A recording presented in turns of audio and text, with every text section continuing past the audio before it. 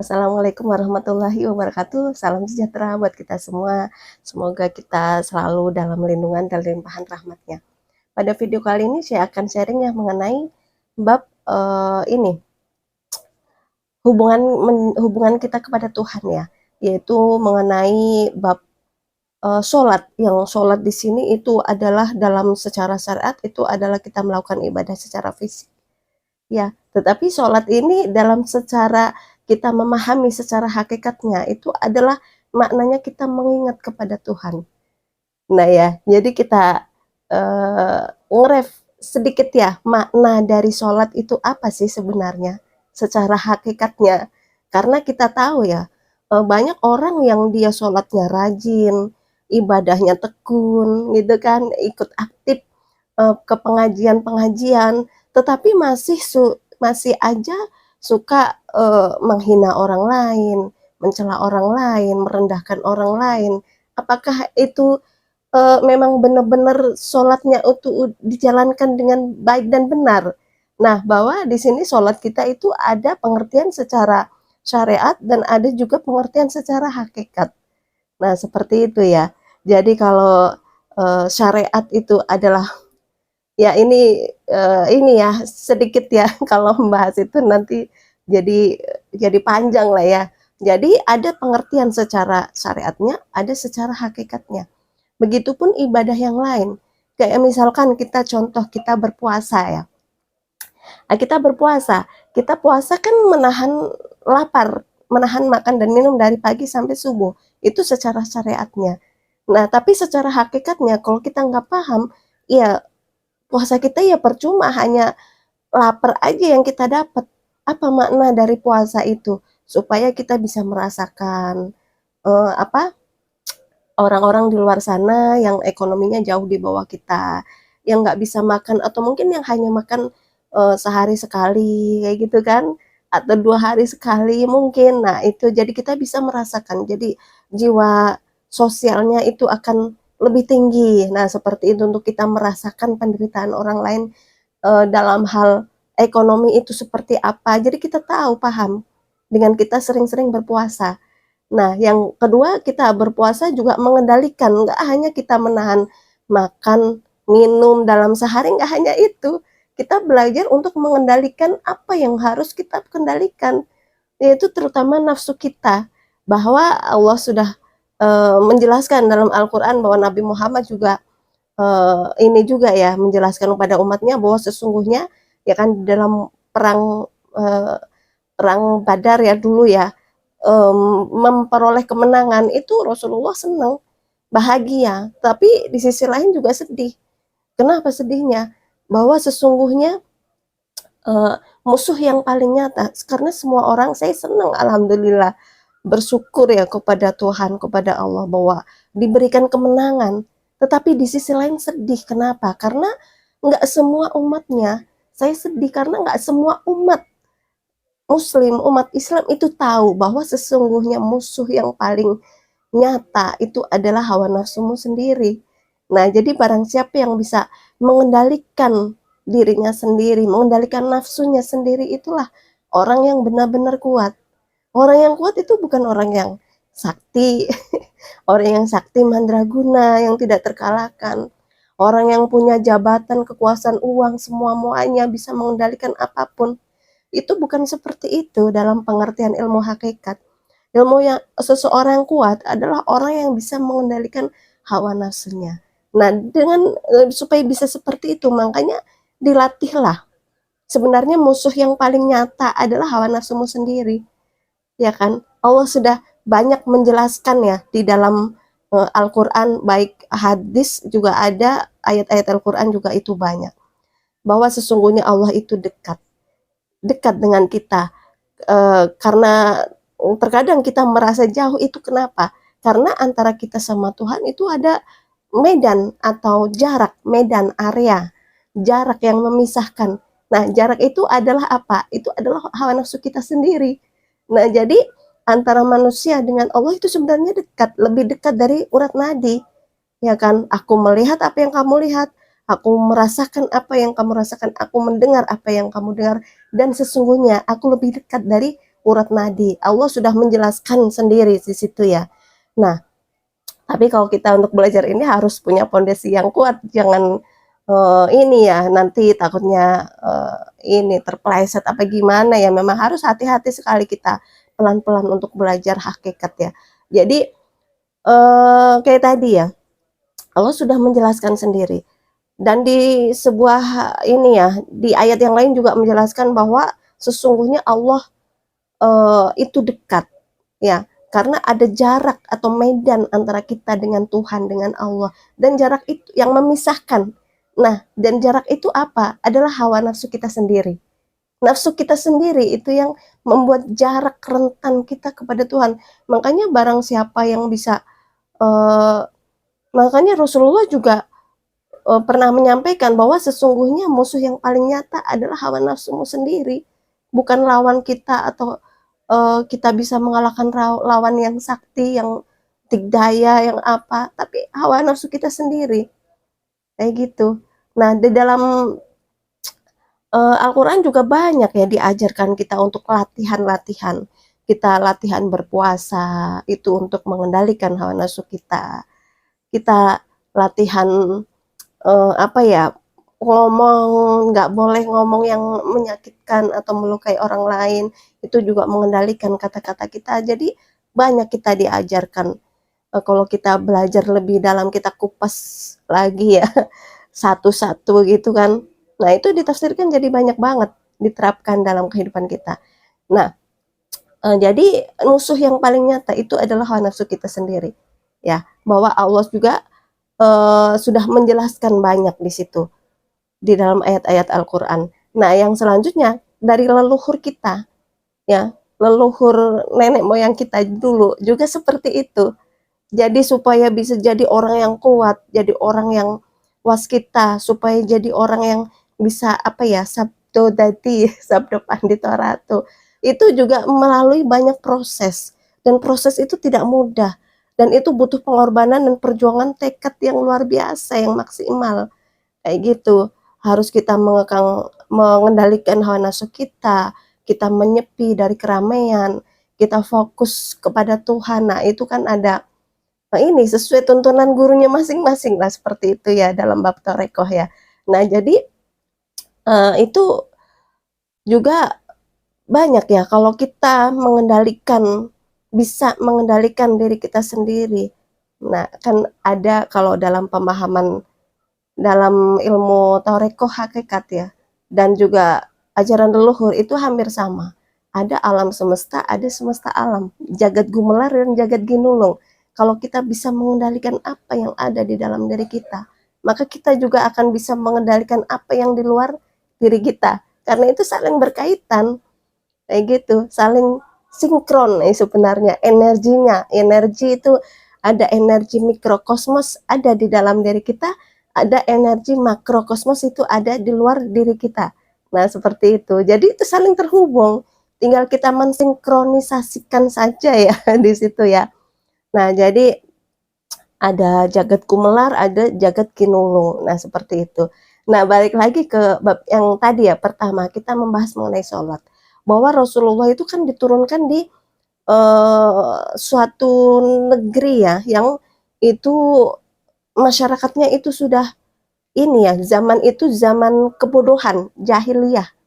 Nah, jadi Rasulullah itu diturunkan oleh Allah di suatu di Mekah Madinah ya. Jadi itu mereka kan pada saat itu zaman kebodohan. Jadi orang-orangnya tuh pada jahiliyah.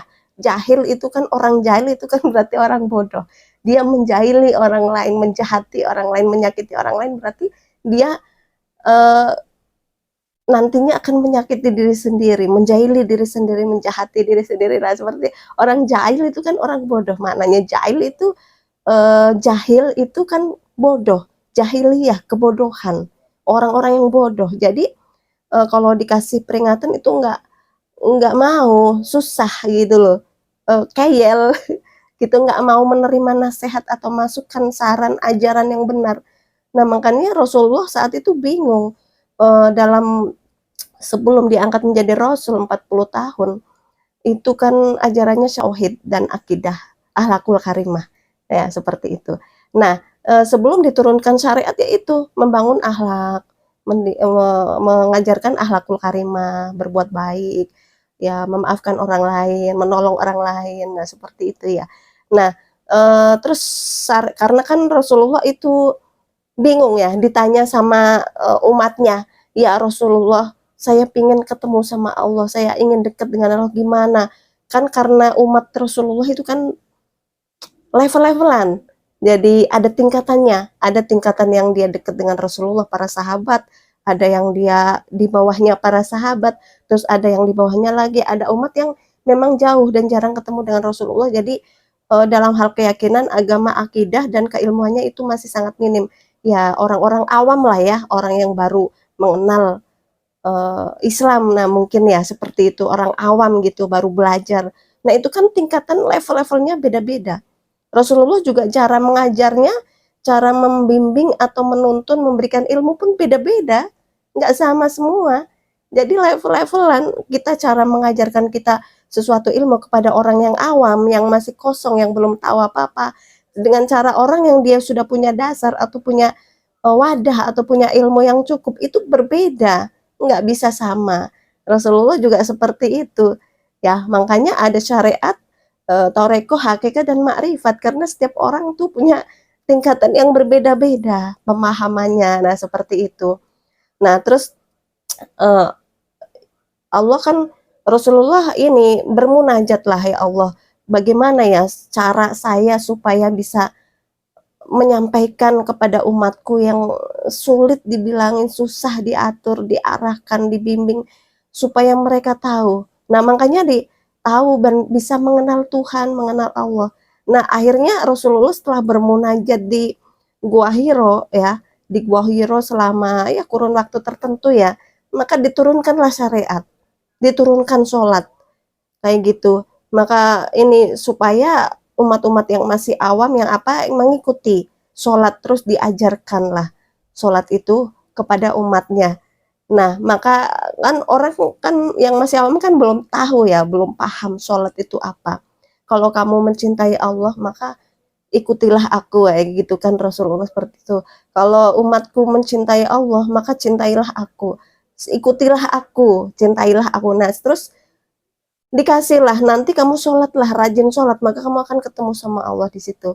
Nah kan ada satu kisah juga ya, eh, salah satu umatnya kok melihat di mana ini Tuhan Allah, katanya kalau sholat kita kok bisa ketemu sama Allah tapi kok nggak ada, mana nonton, malah yang ada ini apa sarung apa jubah yang pada bolong gitu di depan, kok nggak ada, mana Tuhan nggak ada. Makanya Rasulullah saat mengetahui umatnya seperti itu, nah terus Allah menurunkan lagi, ini ya, apa ya, pelajaran ya, jadi, cara penyampaiannya, jadi menurunkan ayat. Nah, jadi kalau kamu sholat seolah-olah kamu melihat Allah. Nah, jadi iman, Islam, dan ihsan. Nah, di sini kita harus pakai ihsan.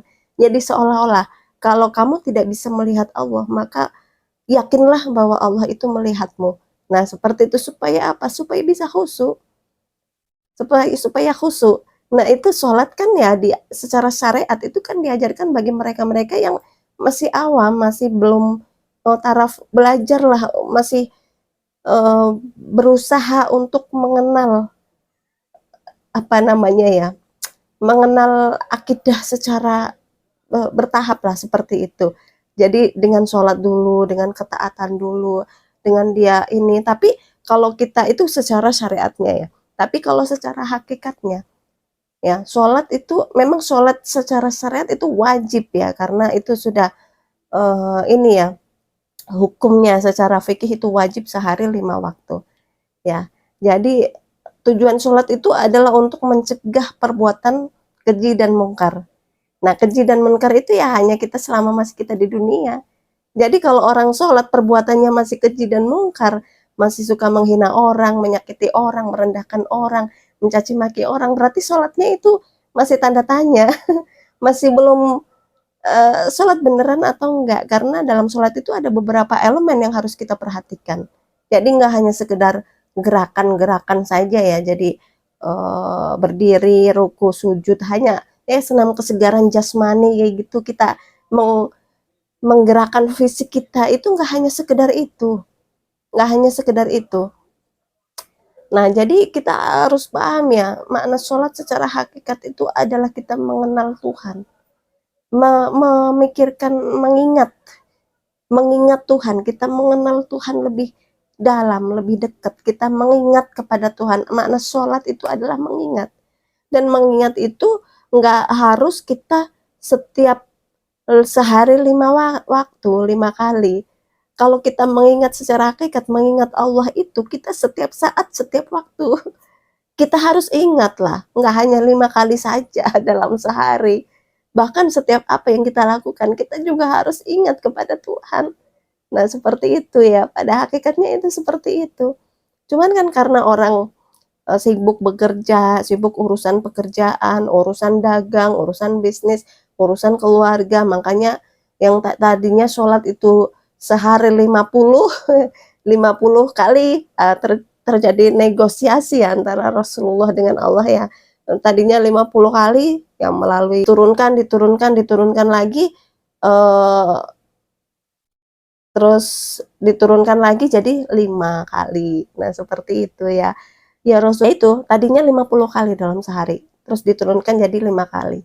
Jadi lebih ringan ya dalam sehari. Makanya kita harus wajib melaksanakan sholat 5 kali dalam sehari. Nah, balik lagi ke tadi ya, pembahasan kita tuh makna sholat secara hakikat. Sholat itu adalah untuk mengingat kita kepada Tuhan. Nah, seseorang yang dia, makanya dalam secara syariat harus iman, Islam, dan ihsan. Seolah-olah kita melihat Tuhan. Kalau kita nggak bisa melihat Tuhan, maka yakinlah bahwa Tuhan itu melihat kita. Nah, jadi akan timbul khusyuk di situ. Nah, seperti itu ya. Jadi maknanya itu sebenarnya sholat itu sangat luas sekali kalau kita bahas ya. Dari gerakannya, dari berwudu aja.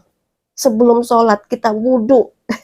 Wudu itu kan membersihkan ini ya, membersihkan badan kita, mensucikan mulut kita, hidung, wajah kita, telinga, tangan. Kenapa kalau orang kentut itu eh, yang dibasuh mukanya, berwudu kan yang dibasuh mukanya, tangannya, telinganya, bukan pantatnya.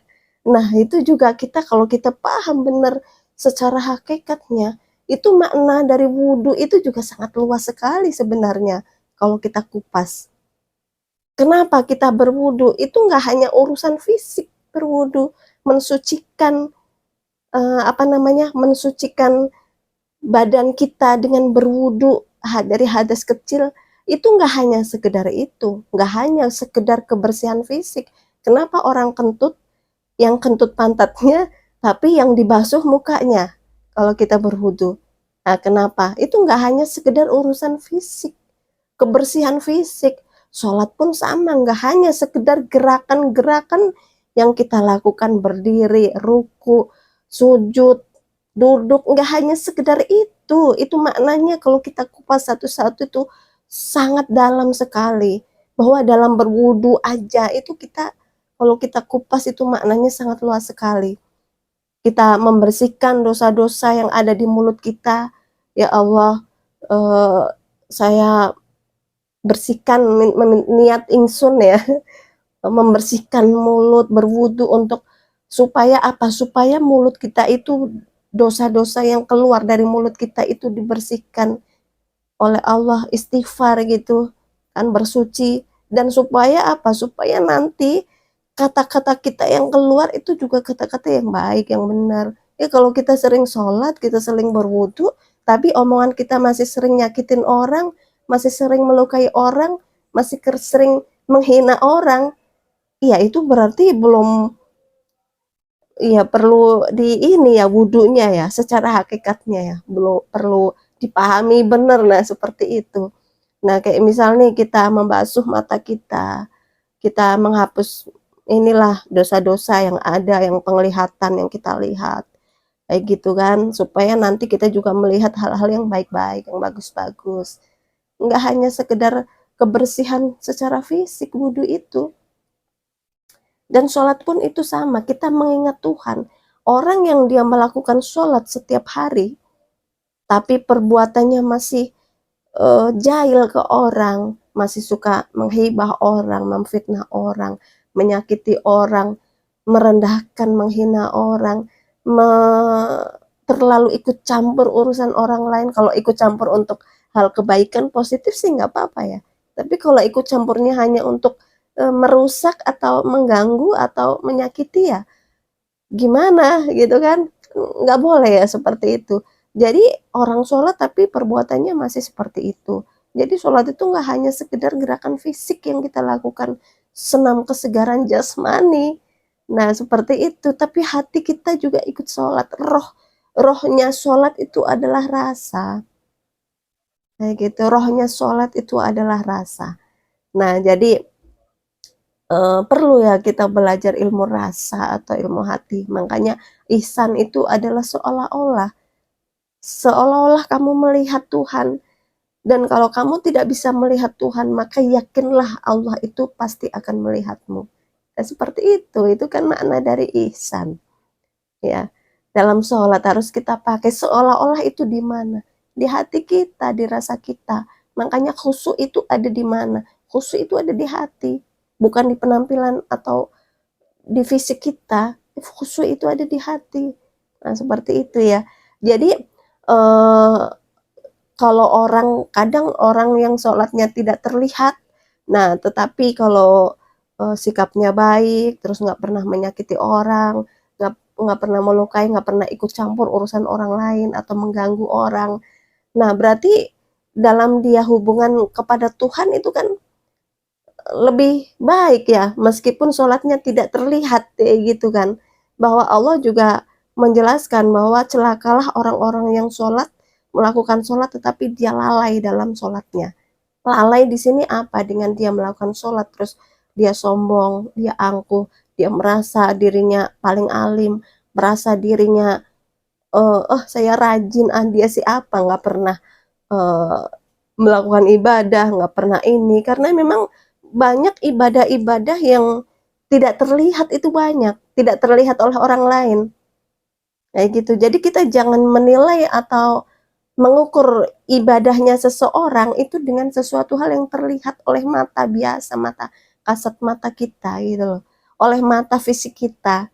Terkadang secara fisiknya seseorang nggak pernah terlihat beribadah di tempat-tempat umum. Tetapi kita kan nggak tahu karena banyak ibadah-ibadah yang bisa dilakukan yang tidak terlihat oleh orang lain. Ya, sholat hajat tidak terlihat, sholat tahajud, sholat malam, terus puasa itu juga nggak terlihat sama orang lain ya. Jadi jangan mudah untuk mengukur eh, tingkatan ibadah seseorang dari sisi pakaiannya dan fisiknya ya seperti itu. Nah jadi kalau sholat itu kan kita maknanya mengingat kepada Tuhan, bahwa kita harus selalu mengingat kepada Tuhan. Makanya di dalam setiap hari kita lakukan aktivitas, kita harus mengawalinya dengan Bismillahirrahmanirrahim. Bahwa sesungguhnya kita ini ya, dengan menyebut nama Allah ya, aku berlindung kepada Allah dari godaan setan yang terkutuk. A'udzubillahi minasyaitonirrajim kan. Bismillahirrahmanirrahim, dengan menyebut nama Allah yang Maha Pengasih dan Maha Penyayang. Jadi kita membersamailah, menghadirkan Tuhan di setiap kegiatan dan aktivitas kita. Seseorang yang selalu ingat kepada Tuhan, selalu dekat dengan Tuhan, selalu berusaha apa namanya, mendekatkan diri kepada Tuhan dan selalu menjalankan apa yang diperintahkan Tuhan, itu biasanya akan dituntun dan dibimbinglah melalui mata hatinya. Jadi melalui apa namanya, rohnya, melalui kolbunya, nanti ada tuntunan dan bimbingan, atau dari leluhur kita itu ada, nanti bisa ketemu dengan sang guru sejati ya, seperti itu. Tapi kalau dalam ilmu tarekat ya memang dalam hati manusia ya, kolbu manusia itu ada yang paling dalam yang disebut dengan roh, kan itu kan berlapis-lapis ya. Jadi ada namanya fuad ya, lubs, sir, dan roh. Nah, roh itu adalah yang langsung ditiupkan oleh Allah. Ditiupkan, tidak dicipta. Nah, karena hanya dengan itulah, dengan roh kita, itu kita bisa dekat dengan Tuhan, kita bisa berkomunikasi langsung dengan Tuhan, itu dengan roh kita. Makanya ya kita belajarlah untuk mengenal ilmu rasa, ilmu rasa sejati atau ilmu hati. Karena di situ yang paling dalam itu adalah roh kita, itu nanti akan dituntun dan dibimbing oleh Tuhan ya, oleh Allah ya. Kalau roh kita itu sudah bangkit, sudah hidup, benar-benar hidup. Nah, roh itu kan ada dalam struktur hati yang paling dalam itu. Nah, seperti itu kalau kita belajar ilmu hati atau ilmu rasa ya. Karena hati itu sebenarnya unlimited ya. Nah, jadi seperti itu ya. Jadi kita sholat jangan hanya secara syariatnya saja, secara fisiknya saja kita senam kesegaran jasmani. Tapi kita harus menggunakan rasa kita, harus menggunakan hati kita, harus menggunakan pikiran kita, sehingga bisa menimbulkan khusyuk. Karena yang namanya khusyuk itu ada di dalam hati. Kita harus konsentrasi, harus khusyuk. Karena nanti akan, kalau kita khusyuk, kita roh kita ikut sholat, hati kita ikut sholat, rasa kita ikut sholat. Karena rohnya dalam sholat itu adalah rasa. Kalau kita melakukan sholat tanpa menggunakan rasa kita, tanpa menggunakan roh kita, tanpa menggunakan hati kita tidak ikut sholat, maka sholat itu ya ya ini ya kosong ya, jadi nggak ada rohnya, seperti senam kesegaran jasmani aja gitu. Jadi rohnya nggak ikut sholat, hatinya dan rasanya. Nah, jadi hati rasa ini juga masuk dalam hakikat ya. Jadi tidak terlihat, tetapi itu terasa, bisa kita rasakan. Kalau kita sholatnya benar-benar bisa memahami secara hakikat, ada satu gerakan, setiap gerakan itu mempunyai makna yang sangat dalam. Berdiri itu maknanya apa, ruku maknanya apa, melambangkan apa, sujud. Kalau kita sujud kan pikiran kita ya, pikiran kita, hati kita itu kan ada di bawah menyentuh tanah.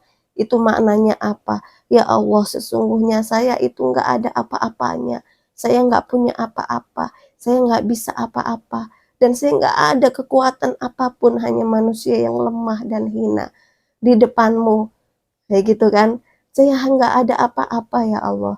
Semuanya tidak bisa aku lakukan tanpa kekuatan. La haula wala quwata, tidak ada daya upaya dan kekuatan kecuali dari Engkau. Orang kalau paham itu benar-benar dalam satu gerakan aja sujud, itu nggak akan pernah bisa untuk menghina orang lain. Nggak akan pernah bisa untuk meremehkan dan merendahkan orang lain. Nggak akan pernah bisa untuk mencerca dan mencela orang lain. Kalau paham satu gerakan aja, gerakan sujud. Ya Allah, bahwa manusia itu sebenarnya tidak ada apa-apanya, tidak punya apa-apa dan tidak bisa apa-apa. Seperti itu. Nah, itu makna sujud secara hakikatnya ya. Jadi kalau kita benar-benar sholat, hati kita, rasa kita, roh kita juga harus ikut sholat. Sehingga itu nanti akan mempengaruhi sikap kita yang kita lakukan itu akan tertata dengan baik. Enggak sembarangan orang sholat, orang berjilbab, berjubah, jenggotnya panjang, tapi tingkah lakunya nggak seperti orang yang ini ya, yang beriman ya, seperti itu banyak itu. Banyak sekali. Jadi kita jangan tertipu oleh penampilan, jangan terkecoh oleh penampilan. Nah, seperti itu ya. Jadi orang yang benar-benar dia sholatnya ini khusyuk ya, nggak akan pernah bisa untuk merendahkan orang lain, menghina orang lain. Bahwa makhluk hidup sejelek-jelek apa itu juga makhluk ciptaan Tuhan, ya kan? Orang kalau sholatnya khusyuk itu kan ada dalam ini ya, doa sholat ya, setiap hari kita baca, tapi terkadang kita nggak ngerti maknanya, kita nggak tahu artinya, maknanya, tafsirannya apa. Inna sholati wa nusuki wa mahyaya wa mamati, bahwa sesungguhnya sholatku, ibadahku, hidup dan matiku hanya untuk Tuhan, hanya untuk Allah, hanya untukmu ya Allah. Inna sholati wa nusuki wa mahyaya wa mamati. Bahwa sesungguhnya sholatku, ibadahku, hidup dan matiku hanya untuk Allah. Coba kalau kita pahami satu ayat itu, satu aja itu, satu kalimat.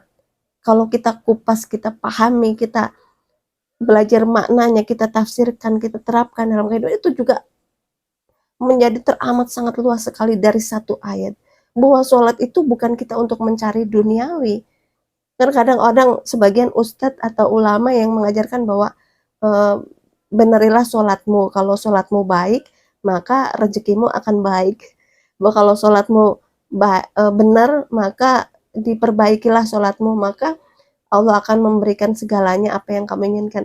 Itu kan ini ya, ya memang itu untuk memotivasi ya, tetapi sebenarnya hakikatnya sholat itu bukan untuk kita pengen pahala, pengen surga, pengen apa namanya, rajin sholat tahajud, sholat hajat, sholat 5 waktu supaya rezekinya lancar, supaya dunianya tercukupi, supaya materinya bertambah banyak. Nah, seperti itu kan kita ya manusia seperti itu. Tapi kalau kita belajar hakikat lebih dalam, makna sholat itu untuk apa? Untuk beribadah, untuk sebagai bentuk ketaatan kita kepada Tuhan, ya kan, bentuk penghambaan kita kepada Tuhan, ya kan, mengakui adanya Tuhan. Bukan untuk kita mencari dunia, bukan untuk kita mencari materi, bukan kita untuk meminta ini, itu, dan lain-lain. Ya kan, kita pahami satu ayat aja itu ya, inna sholati wa nusuki wa mahyaya wa mamati. Bahwa sesungguhnya sholatku, ibadahku, hidup dan matiku itu hanya untuk Allah.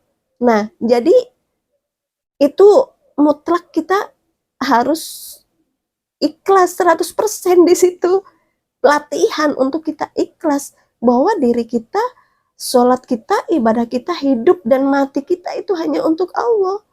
Seperti itu. Jadi mau kita dikasih pahala berapa itu kayak urusan nanti. Itu terserah Tuhan nanti. Mau kita masuk surga, kita masuk neraka, itu nggak usah kita pikirin. Kayak gitu. Itu nanti terserah Tuhan, terserah Allah. Ini kalau kita belajar hakikat ya, tapi kalau syariat lain lagi. Kita menjalankan ibadah kita untuk dapat pahala supaya masuk surga.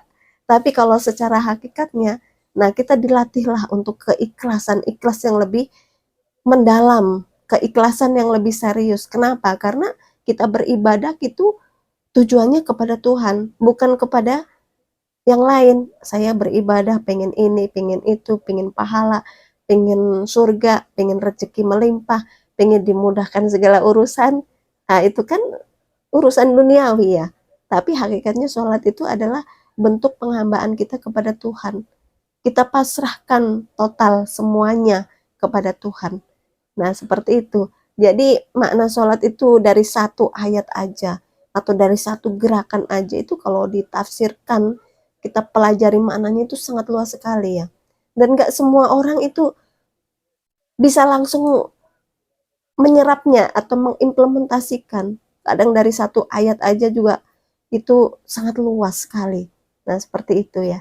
Jadi kita belajar setiap hari kita lakukan sholat 5 waktu ya. Jadi kalau bisa jangan hanya kita secara fisik saja atau secara syariat saja kita memahami sholat itu seperti apa, rukun Islam, syarat-syaratnya, tata cara secara fisik, tapi secara non fisik, secara hakikatnya kita juga harus belajar supaya bisa lebih maksimal dalam kita menjalankan sholat itu dan mengamalkannya dalam kehidupan sehari-hari. Nah, seperti itu ya. Jadi kita harus belajar secara syariatnya itu wajib. Nah, secara hakikatnya itu untuk melengkapi. Nah, seperti itu. Jadi secara hakikatnya kita ini ya, mengingat kepada Tuhan. Nah, seperti itu. Dan sujud itu ada hakikatnya. Takbiratul ihram secara hakikatnya itu ada juga.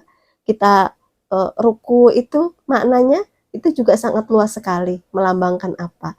Ya, jadi kita jangan hanya sholat itu senam kesegaran jasmani aja ya, tapi kita harus melakukan sholat itu harus meresep, manjing masuk ke dalam rasa kita, ke dalam hati kita, sehingga nanti di situ akan terasa manfaat sholat itu apa. Nggak hanya sekedar gerakan fisik dan dilihat oleh orang lain supaya kita di ini ya, dibilang alim ataupun taat beribadah, tetapi kita nggak menjalankan sholat sebagaimana mestinya, merasuk ke dalam rasa kita, ke dalam hati kita, ke dalam roh kita. Nah, seperti itu ya. Jadi ya mungkin sementara itu ya yang saya sampaikan pada video kali ini ya. Semoga bisa bermanfaat buat kita semua. Mohon maaf jika ada kekurangan dan kesalahan. Sampai ketemu di video-video yang selanjutnya. Wassalamualaikum warahmatullahi wabarakatuh.